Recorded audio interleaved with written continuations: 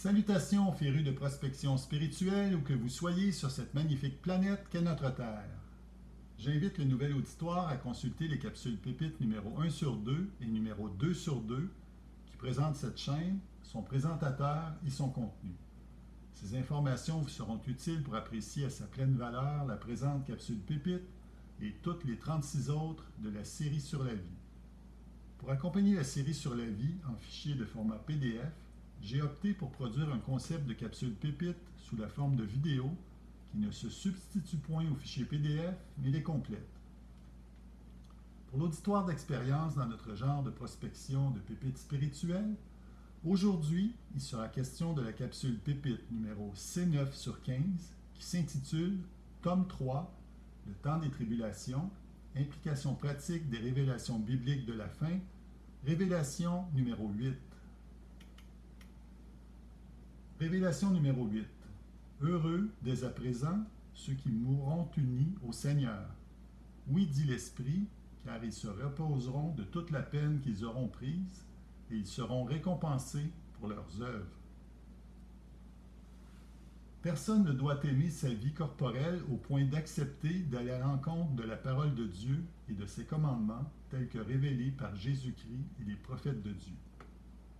De plus, il est de la plus grande importance de se rappeler que tous ceux qui n'auront pas adoré la bête ni accepté de porter sa marque sur leur front ou sur leurs mains et qui mourront unis à Dieu pendant la période des tribulations reviendront à la vie, soit la première résurrection. Apocalypse chapitre 20, versets 4 à 6. Seront saints et prêtres de Dieu et du Christ et régneront avec Dieu et le Christ pour 1000 ans, et la seconde mort n'aura pas prise sur eux. Quelle formidable récompense pour toute personne dont la foi sera suffisamment forte. Il s'agit d'un laissez-passer direct qui permet d'éviter le jugement dernier selon nos actes, soit la seconde mort. Apocalypse chapitre 20, versets 7 à 10 et chapitre 21, versets 11 à 14. En conclusion, que connaissons-nous de la mort corporelle? Notre peur de la mort corporelle est-elle justifiée? Pourquoi aurions-nous peur de rendre des comptes à notre Créateur? Si c'est le cas, serait-ce parce que nous savons avoir mal agi? Si nous avons des reproches à nous faire, pourquoi ne pas s'amender, se confesser, demander pardon et réparer les torts que nous avons pu causer? Il est important de le faire pendant qu'il en est encore temps. Qu'est-ce qui m'en empêche? Mon propre orgueil? Il est souvent notre pire ennemi.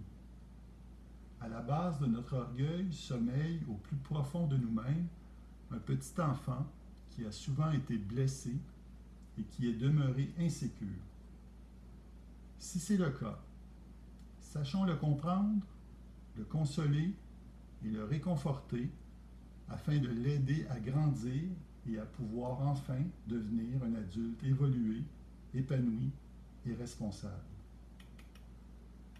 En terminant, pour en apprendre davantage sur le sujet abordé, je vous invite, si ce n'est déjà fait, à télécharger gratuitement les fichiers en format PDF que vous trouverez à l'intérieur de la capsule pépite numéro 1 sur 2 et à lire dans l'ordre croissant des tomes la trilogie Série sur la vie, une œuvre fondamentale et pratique d'une 20aine de pages de contenu par tome que j'ai écrite.